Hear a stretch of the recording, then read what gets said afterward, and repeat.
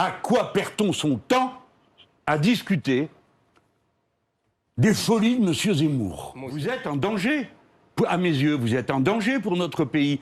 Vous avez une vision rabougrie de la France, vous êtes un raciste, et que cet homme, à mon avis, joue le rôle historique de la diversion. Il est là pour nous parler de fantasmes.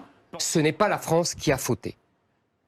Et si elle a fauté, ce sont les gens comme M. Mélenchon et les élites françaises qui, depuis 40 ans, ont fait la folie, je dis bien la folie criminelle, de faire venir, de laisser venir des millions et des millions d'immigrés venus d'une civilisation arabo-musulmane qui est hostile à la civilisation chrétienne dont nous sommes issus depuis 1000 ans.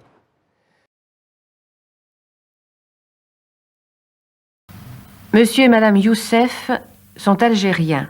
Paris-Liverpool, que se passe-t-il à la périphérie, dans les banlieues de ces grandes villes, pour qu'on en soit arrivé à ce jeu de massacre qui s'offre des soirées de saccage d'immeubles, de mise à feu de voitures ou bien de matraquage d'individus, bref, qui sont les loupards des grandes banlieues. Il y a bien longtemps déjà, mais sans doute personne n'a-t-il été suffisamment attentif, que les éducateurs, que les juges ont interpellé la société en montrant qu'on ne pouvait pas continuer à ignorer d'un côté les origines de ce problème, des jeunes mal intégrés à la société. Les témoignages que vous allez entendre et voir vont peut-être vous déranger, sans doute vous impatienter par moments. Encore cette fois, encore une fois, ces mal nantis font partie de l'équilibre de notre société. Nous vivons dedans et le premier devoir des journalistes que nous sommes est d'observer pour vous donner à comprendre. Moi, je sors plus le soir. D'ailleurs, vous verrez pas un Français le soir après 10h, 10h30, c'est pas vrai. Ils sont majoritaires ici maintenant, les étrangers. Ils font ce qu'ils veulent. Ils ont même essayé plusieurs fois de mettre le feu à l'immeuble, hein. Ils ont plus à ça près. Hein. Les gens ont très peur de parler. Même moi, le jour où ça passera à la télévision, j'aurai encore 2 fois plus peur. Délinquance juvénile, c'est leur raison sociale. Ils ont entre 15 et 20 ans. Ils sont 65 000 en France, majoritairement d'origine étrangère. Parmi eux, une minorité de 16% est particulièrement active. Ce sont les multirécidivistes qui commettent à eux seuls la moitié des délits constatés. Cambriolage, vol à la tire, vol à l'étalage. Et que cet homme, à mon avis, joue le rôle historique de la diversion. Il est là pour nous parler de fantasmes. Tu peux expliquer pourquoi on vole? Pourquoi tu voles, toi? Je vole pour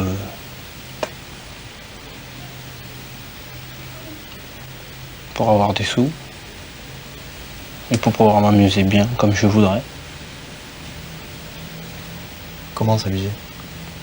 On va faire des choses, aller à Paris, m'amuser, aller au cinéma quand je veux, à la patinoire. Et puis pour bien m'amuser, quoi. Tu viens tout juste de sortir de prison, là. Tu y étais pourquoi? Un cambriolage, quoi. Pas trop grave, mais... Tu risques combien? Je comptais au maximum 6 mois. Tu es resté combien de temps, hein? 1 mois et 2 jours. Et en prison, tu réfléchis à ce que tu as fait? Souvent. Quand tu es en prison, donc tu revates un peu quand même? Obligé. Mais est-ce que tu te dis, je recommencerai plus? Ouais, des fois, ouais.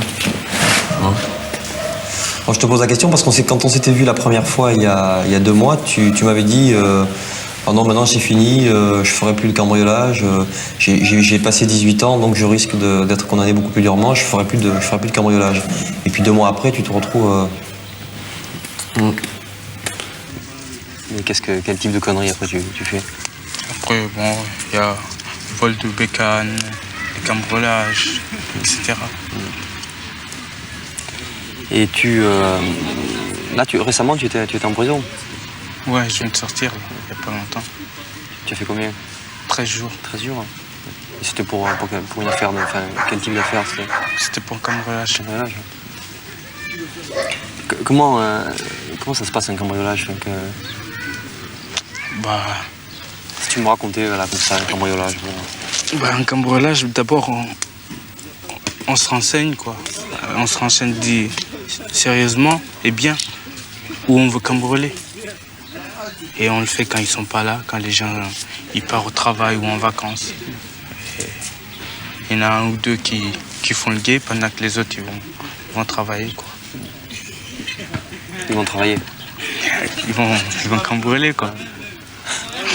Comment ça a commencé pour toi de faire des bêtises?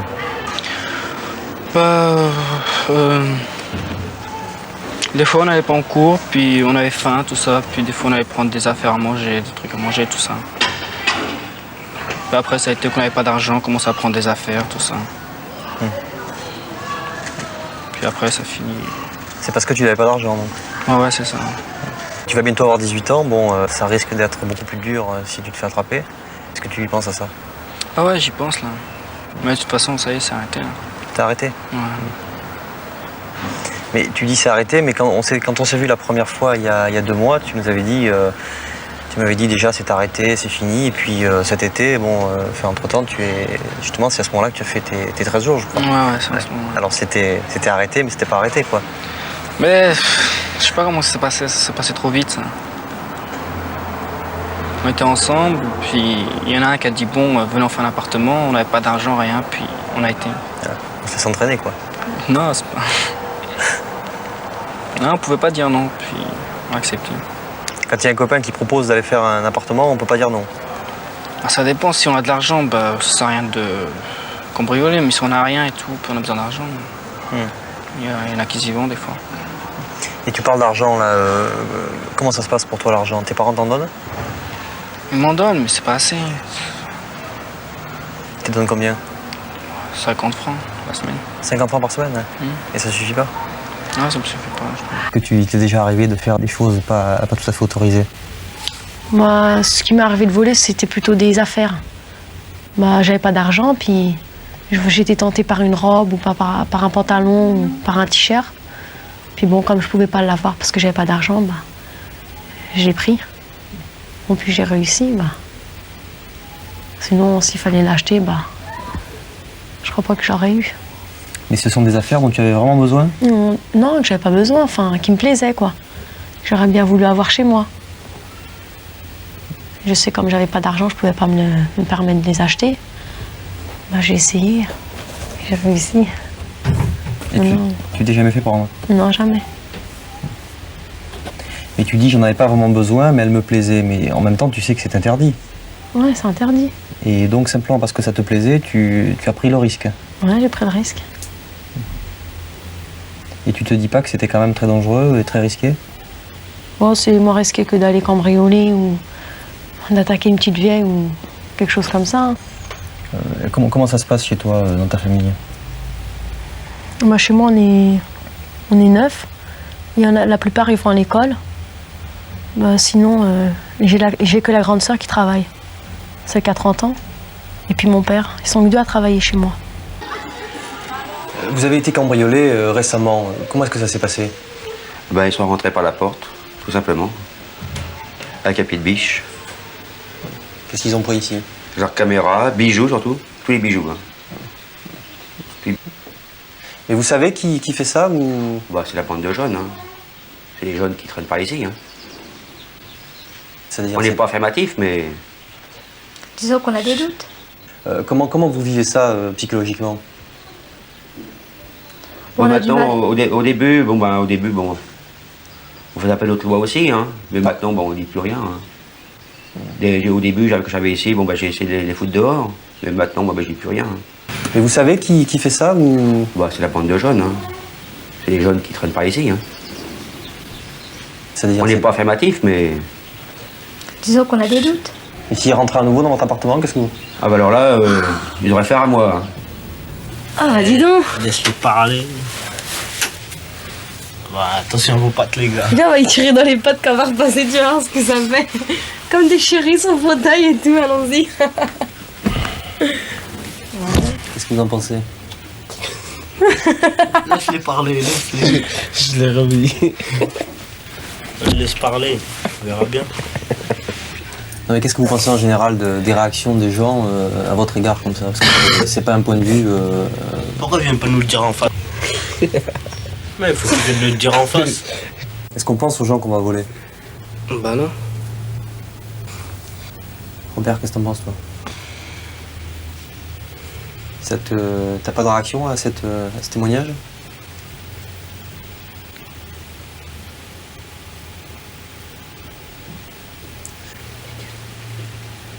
Peut-être qu'ils sont contents d'être cambriolés. L'assurance. Au lieu de dire qu'il y a 2 millions, ils disent 5 millions. Tu crois qu'on peut être content d'être cambriolé? S'ils ont rien chez eux et qu'ils disent qu'il y avait magnétophone, chaîne stéréo et tout, alors. C'est vrai ça. Donc vous pensez jamais aux victimes, aux gens qui sont cambriolés. Moi, si un jeune il a besoin d'argent, puis il va cambrioler, pense pas tout de suite qui va le faire ou pourquoi il fait ça. Peut-être qu'il réagit après, mais Il pense d'abord avoir l'argent. ouais. Là, qui est tenté par l'argent, ils s'en foutent, je sais qu'ils vont faire ça. Est-ce que ça vous embête par rapport à des gens comme ceux qu'on vient de voir, mais des gens plus généralement, est-ce que ça vous embête d'avoir une image de marque, une étiquette comme ça de délinquant? Qui a l'étiquette de délinquant? Vous? Nous? Moi non. Je suis pas une étiquette de délinquant. Ben, tu es quand même quelqu'un qui a fait de la prison, par exemple. Non. Tous ceux qui font de la prison, c'est des délinquants. Il y a des hommes politiques qui font de la prison. C'est des délinquants. C'est des délinquants aussi. Ouais. Donc vous refusez l'étiquette délinquant. On est déjà comme tout le monde. Ils mettent ce qu'ils veulent sur l'étiquette. Moi, je sais pas ce que ça veut dire délinquant en vrai.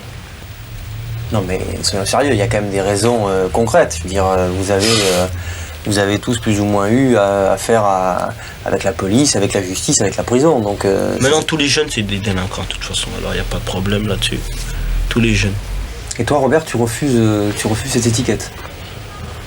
C'est pas que je la refuse, je la porte pas cette étiquette. Pourquoi je la refuse? Je porte pas d'étiquette de délinquant. Je suis un citoyen comme tous les autres citoyens. Ouais. C'est vrai ça. Bien sûr. Voilà. Il y a plus de 20 ans, on a fait venir les parents pour travailler dans les usines sans se donner les moyens d'une véritable intégration. Aujourd'hui, il faut faire face, même si le prix à payer est beaucoup plus élevé. Et que cet homme, à mon avis, joue le rôle historique de la diversion. Il est là pour nous parler de fantasmes. À quoi perd-on son temps à discuter des folies de M. Zemmour?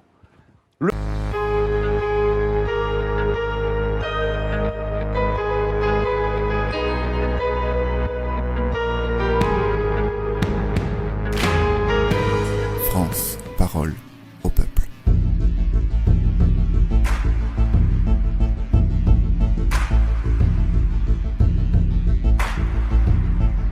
Une démocratie, ce n'est pas élire quelqu'un qui va décider pour vous. Une démocratie, c'est décider ensemble. À l'heure actuelle, la question de la démocratie directe se pose de nouveau, vu que grâce à l'école, la population est devenue plus éduquée, avec une bonne partie, disons une bonne moitié, qui comprennent à peu près comment marchent nos institutions et comment marche la politique en général. Et puis grâce à Internet, parce que maintenant on a tout simplement les moyens techniques d'appliquer une vraie démocratie directe. C'est-à-dire qu'à partir du moment où on élit des gens qui vont décider à notre place, on n'est plus en démocratie, c'est un fait.